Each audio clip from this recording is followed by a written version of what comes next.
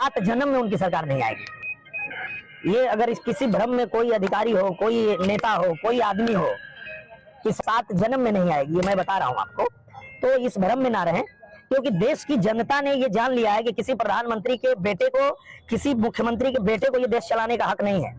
इस देश को चलाने का हक देश की जनता के हिसाब से है। तो देश की जनता जैसा चाहेगी वैसा देश चलेगा। और पूरे वो जो लोग सपना देख रहे हैं उनको सपना देखने दीजिए।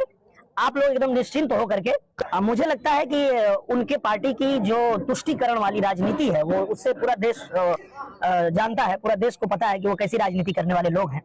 तो उनकी हिम्मत होगी भी नहीं आगे आने की, क्योंकि वो कुछ खास लोगों को, कट्टरपंथियों को बचाव करते हैं, कट्टरपंथियों का पक्ष लेते हैं, गुंडों का पक्ष लेते हैं, माफियाओं का पक्ष लेते हैं।